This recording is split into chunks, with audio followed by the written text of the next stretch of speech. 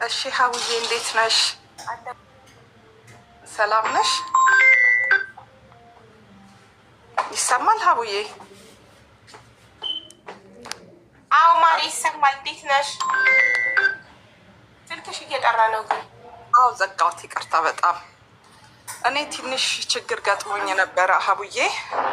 በጣም ከባድ ነገር ነው። ምን መሰለኝ የሆንኩት? እንዴት ነው ታሪክ መናገር የምችለው? አሰጣጥሬ ልንገርሽ ወይስ ዘርዝረሽን ብትነግሪኝ ምንም ችግር የለም። ለመስማት ፈቃደኞች ነን። እሺ ሀቡዬ።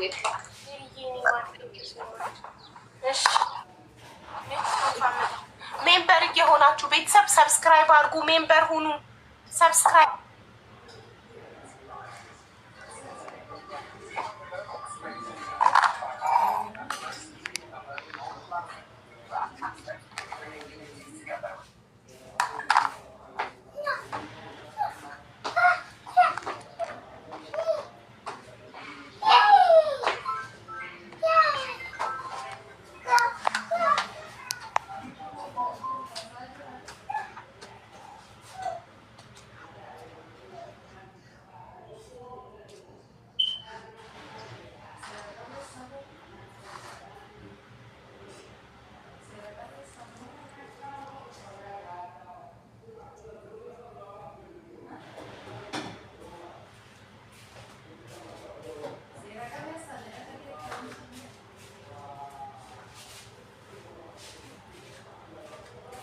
ሀቡን ልጠብቃት ወይስ ልጀምር ታሪኬን?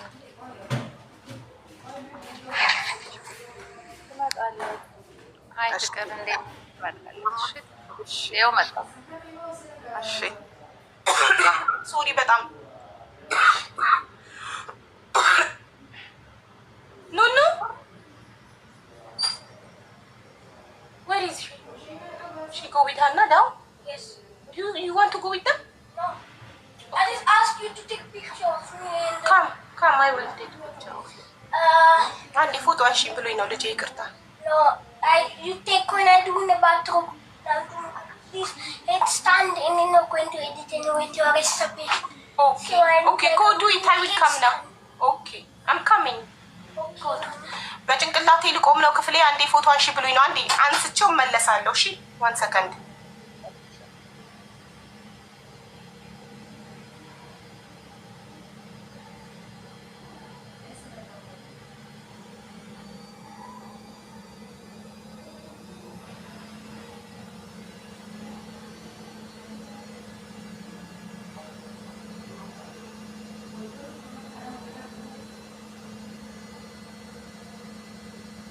በጭንቅላቱ ቆሞ ፎቶ አንስቼው መጣ።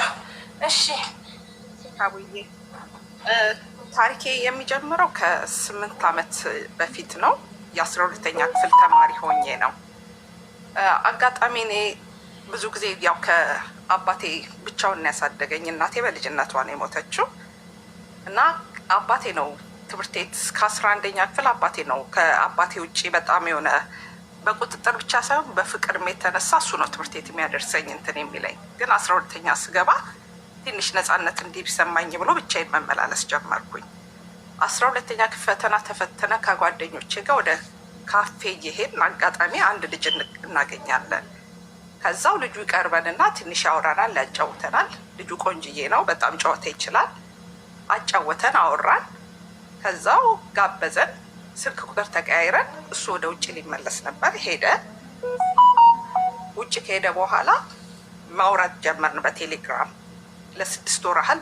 በጣም ጨዋታ ይችላል፣ በጣም ጥሩ ልጅ ነው። ከ6 ወር በኋላ ተመልሶ ኢትዮጵያ መጣ። ሲመጣ አገኘኝ። ሲያገኘኝ በደንብ የዛኔ በለጠ ተግባባን፣ በደንብ ተጫወትን፣ ጥሩ ጊዜ አሳለፍ። ለ6 ሳምንት ብቻ ነበር የመጣው። እኔ እንዳልኩሽ ምንም ነገር አላውቅም። ከዚህ በፊት የፍቅር ግንኙነት ኖሮኝ የማያውቅም። ስለ ፍቅር ምንም የማውቀው ነገር የለኝም። ለመጀመሪያ ጊዜ ፍቅር ስሜት ከሱ ጋር ጀመርኩኝ። በእንደዛም ሁኔታ ከ6 ሳምንት በኋላ ካሳለፍን በኋላ ተመልሶ ሄደ። በሁለተኛው ግን ሲመጣ ለረጅም ጊዜ ነበር የመጣው። ለ4 ወር ነበር የመጣው። ለ4 ወር ከመጣ በኋላ ለ4 ወር አብረን ካሳለፍን በኋላ ምን የሚል ጥያቄ ያቀረበልኝ ሪሌሽንሺፓችን ወደ ሁለተኛው ስቴጅ ማለት ላይክ ለትዳር የሚሆን ለምንም ለማሳለፍ የግዴታ ሴክስ ማድረግ አለብን አለ። እኔ ደግሞ በዛ ሰዓት ልጃገረድ ነኝ፣ ፍላጎቱም አልነበረኝም እና እንደሚተወኝ ነገረኝ። ግዴታ ካላደረግ ምንም አማራጭ ስላልነበረኝ እሺ ብዬ ተቀበልኩኝ። ከዛው ልክ በመጀመሪያው ግንኙነት አረገዝኩኝ። ካረገዝኩኝ በኋላ በጣም ደነገጥኩኝ፣ በጣም እንትን አልኩኝ። ግን እሱ በጣም ነው ደስ ያለው። የሚገርምሽ ነገር በጣም ደስ አለው። ለአባቴ ይህንን ነገር እንትን አደረግኩት፣ መናገር ስላለብኝ ነገርኩኝ። አባቴ በጣም አዘነ፣ በጣም አለቀሰ። ግን ምንም ነገር አማራጭ ስለሌለው መቀበል ስላለበት ተቀበለ። እሱም መጣ፣ አባቴን ተዋወቀው። ምንም ነገር እንዳልሆነ ያው መውለድ ባለብኝ ሰዓት ከወለድኩኝ በኋላ ትዳር እንደሚመሰረት ወደ ኢትዮጵያ ሙቭ እንደሚያደርግ ነገረን። ተመልሶ መጣ፣ ሄዶ በእንደዚህ አይነት ሁኔታ እየመጣ እየሄደ ለ4 ዓመት ያህል ምናምን ቆየ። ውጭ ሀገር ስራ እንዳለው ነው፣ ኢትዮጵያም ስራ ጀምሯል። የምናውቀው እንደዛ ነው። አጋጣሚ የጓደኛዬ ወንድም ኢትዮጵያ ይመጣና ያለውን ነገር ስነግረው ትንሽ ግራ ይገባዋል። እንዴት እዛም እዚህም እያለ እንዴት ይኖራል? ብዙ ጊዜ እንደዚህ አይነት ሰዎች ውጭ ሀገር በእርግጠኝነት ሌላ ህይወት አላቸው ማለት ነው ይላል። ከዛው እኔ በፍጹም ምክንያቱም እኔ በጣም ነው ማምነው። በማንኛውም ሰዓት ብደውል አገኘዋለሁ። ኢትዮጵያና ባልኩት ሰዓት ይመጣል። ምንም የሚያጠራጥር ነገር የለውም። ግን ለማንኛውም ብዬ ልጁን ማለት የልጄን አባት ጠየቅኩት። ስጠይቀው በፍጹም ብሎ ነው በቃ እንትን ያደረገው፣ ድርቅ ያለው። ከዛው ምንም እንትን የምለውም ነገር አይለም። በመሀል ላይ ሆኜ በቃ ሁኔታዎች የበለጠ እንቅልፍ ነሳኝ። የሆነ ያ ልጅ ካለኝ በኋላ ነገሮችን የሆነ እየተገለጹልኝ መጡ። ማይሆን ነገር ነው በማለት አናገርኩት ድጋሚ። በቃ እርግጠኛ ሆኜ በደንብ ኢንፎርሜሽን እንዳለኝ ያወቅኩት ነገር እንዳለሁኝ ነው ያናገርኩት። ስነግረው መጨረሻ ላይ አመነልኝ። አንድ ልጅ እንዳለው ኖ አንድ ልጅ አይደለም ያለክ የሰማሁት 2 ልጅ ነው ያለክ አልኩት። ከዛው አዎ 2 ልጅ አለው፣ ከልጄ እናት ጋር ተለያይተናል። ለልጆቼ ስል ግን አንድ ቤት ነው የምንኖረው ብሎ አሳመነኝ። በቃ ከእሷ ጋር እንደማይፈልግ ምንም ነገር እንደሌለው እንዳቆሙ ነው እንትን ያለኝ። ምንም አማራጭ ስለሌለኝ ተቀበልኩኝ። ተመልሶ መጣ ኢትዮጵያ። ተመልሶ ሲመጣ በፍጹም ከእሷ ጋር ምንም ሌላ አንድ ከሱ የባሰ ሌላ ውሸታም ጓደኛውን ይዞብኝ ነው የመጣው። እሱም አሳመነኝ። እኔ እዛ ጊዜ ብዙ ማቹርድ አይደለውም እድሜን። እንደገና እንዳልኩሽ እህት የለኝ፣ ወንድም የለኝ፣ አክስት የለኝ። ከአባቴ ጋር ብቻ ነው የምኖረው እና ይህንን ነገር ደግሞ ለአባቴ ይሄ ነው ብዬ እንትን ማለት አልችልም፣ መናገር አልችልም። እንደዛ ሆነ። ተቀበልኩት፣ አመንኩት፣ ኮምፕሊትሊ አመንኩት። እውነት ነው ብዬ ተለያይቷል። ለልጆቹ ሲል ነው የሚኖረው። ሚስቱ እንደሌለች፣ ሚስቱ አለች ግን ከእሷ ጋር ምንም ነገር የላቸውም። ያው ልጆቿ 18 እስኪሞላቸው ድረስ ነው ከእሷ ጋር የተቀመጥኩት ነው ያለው። መጨረሻ ላይ እሺ ተባለ። መጣ፣ ቀጠልን ህይወታችንን እና አንድ ቤት መኖር አለብን አለ። ይህንን ሁላ ነገር ሲለኝ በቃ እርግጠኛ ከእሷ ጋር ምንም ነገር ስለሌለው እሷንም አሳውቂያባታለሁ ልጅ እንዳለኝ ጓደኛ እንዳለኝ አለ። አንድ ቤት ነው መኖር ያለብን። ስለዚህ ይህ ነገር ከመሆኑ በፊት አንድ ልጅ መድገም አለብን የበለጠ ትዳራችንን ለማጥበቅ ብሎ እንደገና አሳመነኝ። ከዛ እሺ ብዬ እንትን አልኩኝ። 2ኛ ልጄን አረገዝኩኝ። በጣም በቃ በጭንቅላቴ ነው የተጫወተው። በጣምም እወደዋለሁ፣ መለያየትም እፈራለሁ። ፍቅር ለመጀመሪያ ጊዜ ነው ህይወቴ ውስጥ እንትን ያለው። 2ኛ ልጄን እንደወለድኩኝ እህቱ አፈላልጋኝ ሰማኔንን ነገር አፈላልጋኝ ትመጣለች። ካሉበት ሀገር መታ ታገኘኛለች። ይሄ ነገር እንዴት ነው? ልጁ ትዳሩ እየተናጋ ነው በአንቺ ምክንያት እና ያለውን ነገር እነሱ የሚያውቁት እኔ በቃ በሌላ መንገድ እንደቀረብኩት ለገንዘብ ብዬ ለጥቅም ብዬ እንጂ እኔ ተታልዬ እንደሆነ በፍጹም እንትን አላሉ። እና ከልጅቷ ጋር አብረው ነው የሚኖሩት። ሚስቱ በዚህ ምክንያት ሚስቱ በሽተኛ ካንሰር በሽተኛ ናት ያሉበት ሀገር እና ይሄኛውን ጉድ እንዳለ ተሸክሜ አባቴ ይህንን ነገር ቢሰማ የልብ በሽተኛ ነው አባቴ፣ ይሞትብኛል ተወኝ ስለው እሱ ደግሞ በፍጹም ሊተወኝ አልቻለም። እየተከታተለ ያስፈራራኛል። ልጆችን ፓስፖርት አውጥቶላቸዋል። ልጆቹሽን ወስዳቸዋል ይለኛል፣ ቀማሻል ይለኛል። ምን ማድረግ እንዳለብኝ አላቅም። ጓደኛ የለኝም። ከጓደኞቼ ጋር ሁላ አቆራርጦኛል። በቃ ቤት ውስጥ ቁጭ ብዬ እሱን ብቻ ነው የምጠብቀው። የመጨረሻ የስነ ልቦና ጉዳት ደርሶብኛል። በጣም ጭንቀት ላይ ነኝ ያለሁት። ሰው አላገኝ፣ ከሰው ጋር አላወራም እና እርጅኝ። ምንድን ነው ማድረግ ያለብኝ? አባቴን ብነግር አባቴ ይሸሽገኛል። ማድረግ ያለበትን ነገር ሁላ ያደርግልኛል። ግን እሱን ማዋረድ፣ እሱን ማሸማቀቅ ከራሴ በላይ የእሱ ነገር ነው በጣም እያሳሰበኛለሁ። እንደገና በዚህ ጎን ደግሞ ልጄ ትምህርት ቤት ትልቋ ልጄ ትምህርት ቤት ሄዳ እስክትመጣ በጣም በከፍተኛ በቃ ከትምህርት ቤት መጥቶ የሚወስድብኝ ነው የሚመስለኝ። ፓስፖርታቸው እጄ ላይ የለም። ኤኒ ታይም ሊወስዳቸው ይችላል። ታውቂዋለሽ የኢትዮጵያን ሕግ። ምንድን ነው መሆን ያለብኝ? ምንድን ነው ማድረግ ያለብኝ? አቡዬ እባክሽ ንገሪኝ፣ የሆነ ነገር በይ። በጣም ከባድ ነው። ልጆችሽ ስንት ዓመት እና ስንት ዓመት ናቸው? ትልቋ 7 ዓመቷ ነው። ትንሹ ገና ህፃን ነው፣ 2 ዓመቱ ነው። ሁለቱም የአሜሪካን ፓስፖርት ነው ያላችሁ? ስለዚህ አንቺ እና እሱ አሁን ጸብ ላይ ናችሁ? ጸብ ላይ ነን። ያስፈራራኛል። አንዴ ወስድብሻለሁ ይለኛል፣ አንዴ ከኔ ጋር አብረሽ ኑሪ ይለኛል። እዛ ጋር ያለችው ልጅ በሽተኛ ናት፣ ኪሞ እየወሰደች ናት። እህቷ እንደነገረችኝ ኪሞ ላይ እንደሆነች ነው። እሷን እዛ አስቀምጧት በቃ በጣም እኔ የሰውን ትዳር ለማፍረስ በፍጹም ነው የማልፈልገው። እኔ እንደዚህ አይነት ነገር ላይ መሆኑን ባውቅ ራሱ ሲጀምር አልገባበትም። እንደዚህ አይነት በቃ እሱ ልጅነቴን ተጠቅሞ የህይወት ግንዛቤ በጣም ትንሽ እንደሆነ ገምቶ ነው እንደዚህ አይነት። ያለ እናት ፍቃድ ግን ልጅ መውሰድ ይቻላል? ይሄን ነገር የህግ ባለሙያ ማማከር አለብሽ። ያለ እናት ፍቃድ ልጆቹን ይዞ መሄድ ይችላል? ኢትዮጵያ እንደዚህ የሚባል ነገር የለም። እንዴ ጥሩ ጠበቃ፣ ጥሩ የህግ ባለሙያ አሪፍ ካገኘሽ ሊከላከልልሽ ይችላል። እስኪ እሱን እንጠይቅልሻለን።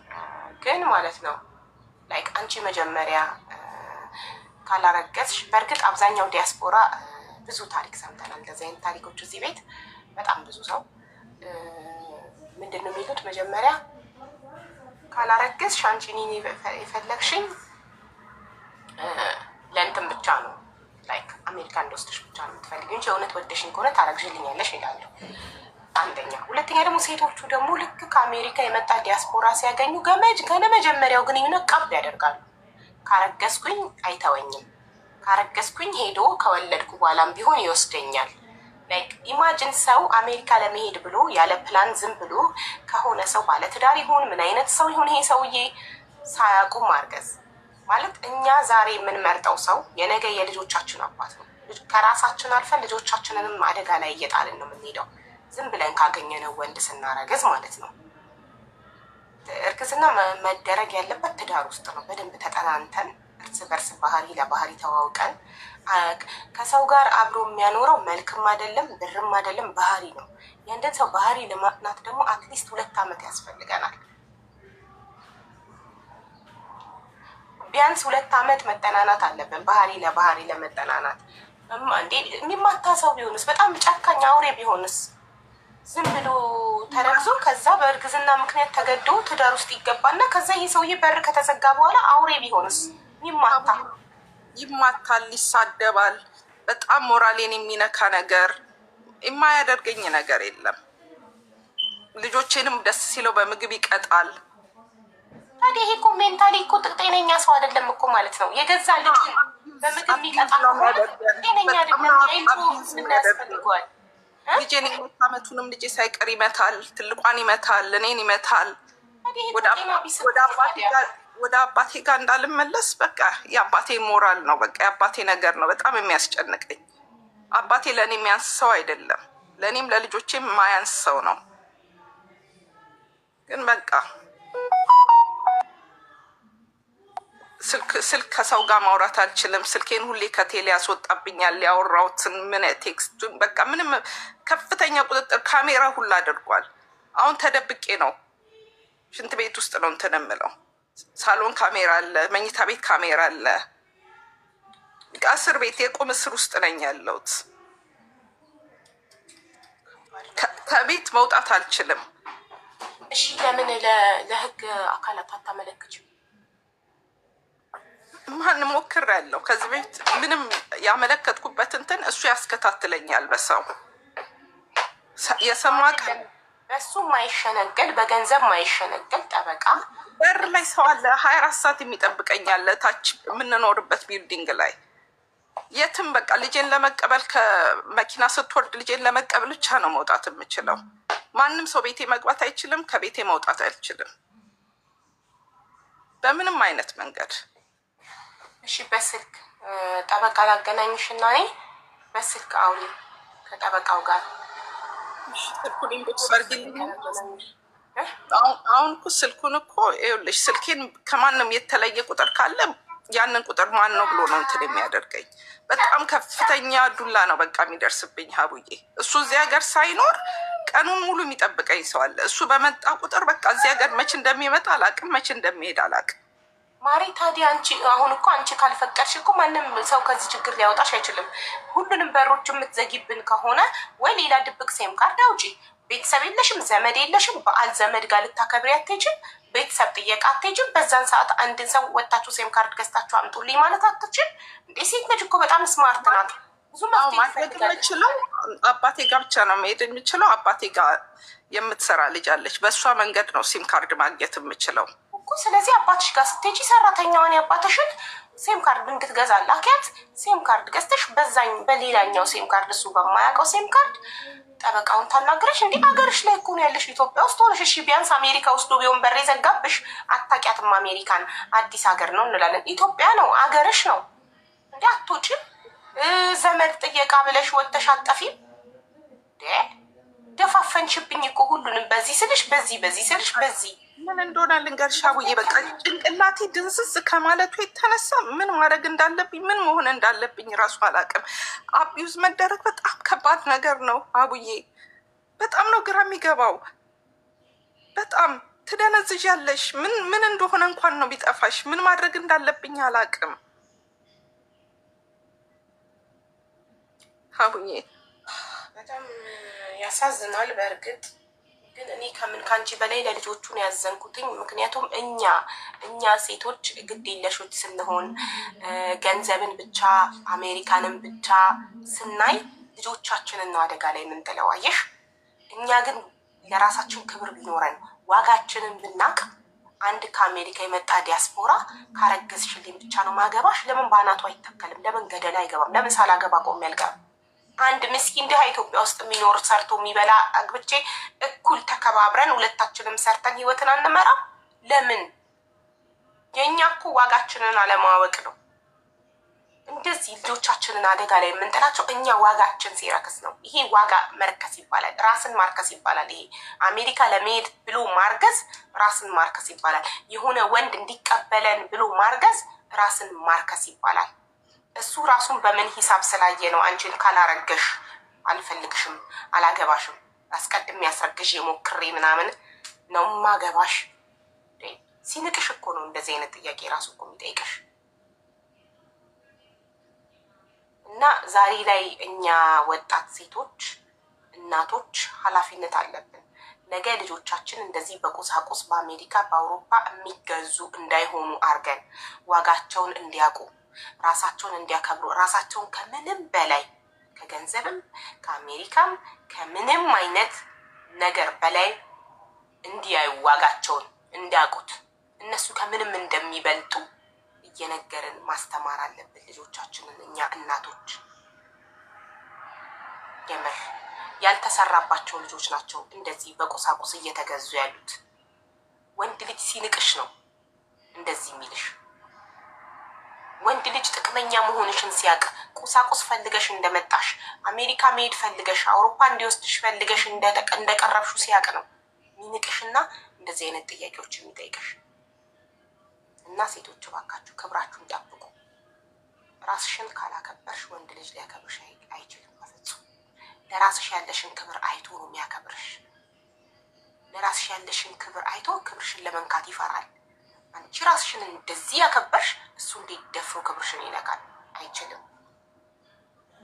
ማንም ሰው እኛ ካልፈቀድንለት ዝቅ ካላልንለት አናታችን ላይ አይወጣም።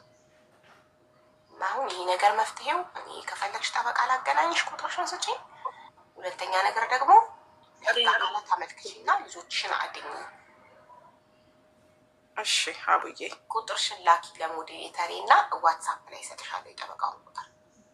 የቷ ናት ሞዴሬተር? ያስገባልሻል።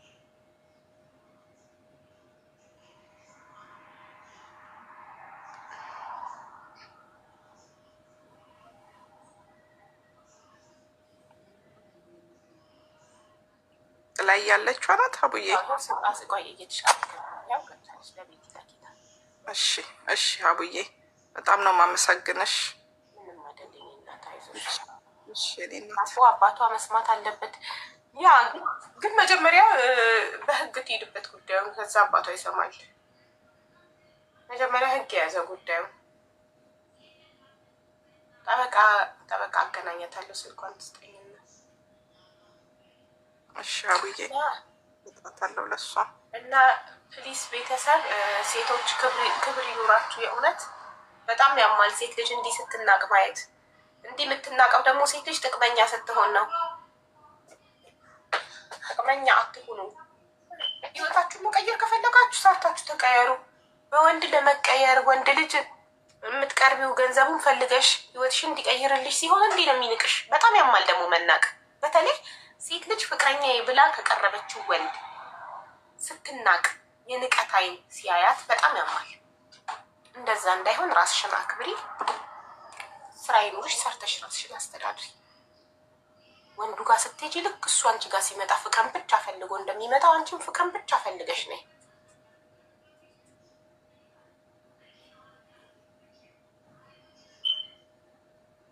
ልኬላታለሁ አቡዬ። እሺ ማሪ በቃ ስትሰጠኝ እሰጥሻለሁ። ዋትሳፕ ላይ ስትሰጠኝ ዋትሳፕ ላይ የጠበቃውን ቁጥር ልክልሻለሁ። እሺ ማሪ። እሺ በጣም አመሰግናለሁ። እሺ ማር ምንም አይደለም፣ እናወራለን ዋትሳፕ ላይ። እሺ እሺ እሺ